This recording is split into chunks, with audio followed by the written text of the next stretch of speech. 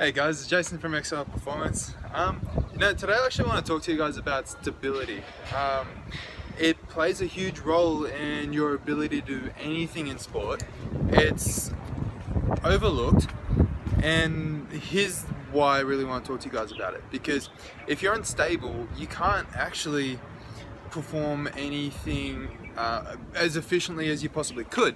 So what I mean by that is if you are unstable through your core, and when you run and you're just sort of like moving side to side a lot, what's happening is like when you run, you're not actually putting as much force into the ground as you possibly could to get as fast as you possibly can be, because you're kind of losing it all because you're sort of moving so much through your core. So what you really want to be doing now is like if we stabilize this and we transfer force and we run and we're very stiff, then the force doesn't get lost here, it just gets put into the ground. So stability is extremely important for that reason. It's also like if you were about to get, if you're running the ball and you're playing football and you're running the ball and you're about to get tackled and someone comes at your hips, and if you're very unstable through your hips anyways because you just don't have very much strength there, then the likelihood of you getting tackled is so much higher. But if you're so much more stable and strong through your hips, and someone tackles you, your resiliency for that is going to be a lot greater. You still might get tackled, but you're going to make it a lot harder for those guys to tackle you. There's just so much more that stability is so important for. Now, what we want to do, how we're going to go about actually creating stability is weight training is a really good way of doing it. And you know, the reason why I say weight training and not your sport in particular is basically because if your sport was going to make you stable, you'd be stable already. You know, you'd be just fine. But the thing is, like, you're not going to be stable. You know, most people aren't going to be stable. Some people will be, but a lot of people aren't, and that's okay. But that's where weight training comes into it. So, and that's part of our job. Now, what we can do here to kind of improve our stability is actually start with hypertrophy. So hypertrophy is just a form of training that is more well known for actually building muscle, which is also really good because building muscle can really help us later on when we need to build strength. So building muscle right now is actually going to be an awesome thing. And actually what building muscle does is it actually creates more healthy joints and makes you more resilient for getting injuries as well. So this is an awesome place to start for any athlete. Now, what hypertrophy training will look like is really slow and controlled movements, which is actually very much the opposite of unstable movements. So unstable movements, say in a bench press, is a really easy example because it's just like, yeah, I can demonstrate to you right now and you're going to get a really good understanding of what stability will look like. Now, if you ever been to the gym or seen someone new at the gym, you'd notice when they're doing like a bench press, they can be very like shaky, their elbows will collapse in or whatever, and they're pushing out and they're shrugging and moving around a lot. That's a very unstable movement. Now, you know, same thing when you squat, if you're squatting and you're sort of like tipping forward or tipping back or about to fall over. That's a really unstable movement also. So what we can do to, what hypertrophy training actually more looks like is actually the complete opposite. It will look like this. So if we're doing bench, for example, you're locking yourself in the position, which I'm not going to go over today, it's just a bit too much for this particular video, but we might go over in the future. What you're going to do is lock yourself in the position, your movement's going to be very controlled, very stable all the way down, and then you're going to push it through, and you're going to feel like your muscle is actually controlling, your muscles are controlling the entire movement, and there's no point in the movement at which you have no control over it. You've got complete control at all point in time.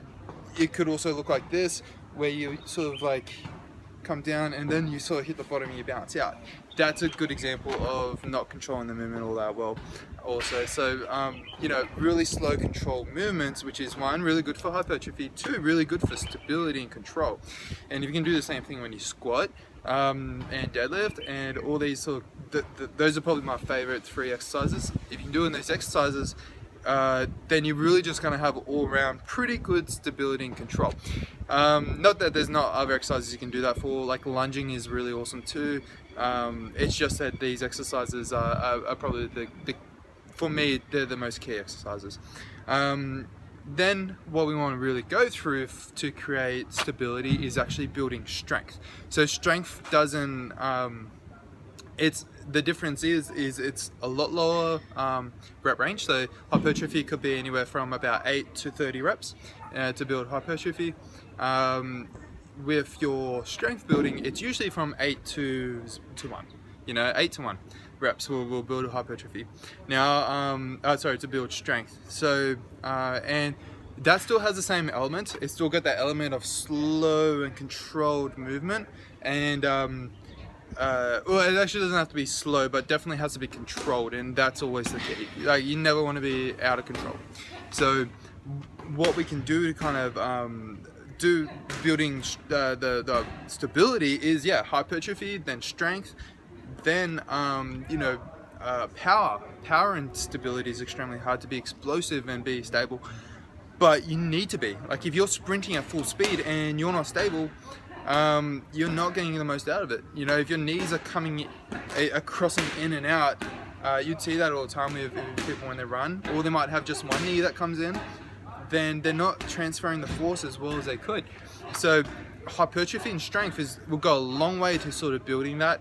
I would also go as far to say, as a sprinting coach or a coach like that will actually be able to give a better indication of actually what you should be doing in sprinting. I'm not a sprinting coach. I'm not gonna go down that track. I just can't really talk much on that. So yeah, like, if you haven't gone through hypertrophy and really understand how to control and stabilize the movement, and you haven't gone through strength, you haven't got a solid foundation. You can't be an effective athlete if you don't have those things.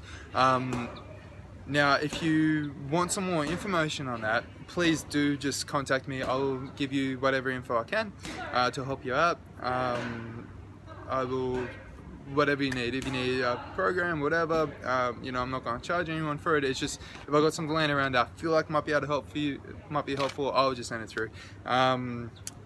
So yeah, if you got any questions, definitely shoot them on.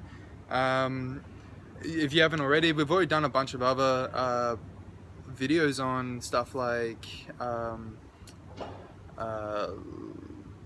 power development. We've done it on core training, and my favorite exercise is core, and we're going into pretty good detail into all that sort of stuff. So definitely check them out. They're definitely worthwhile, if I do say so myself.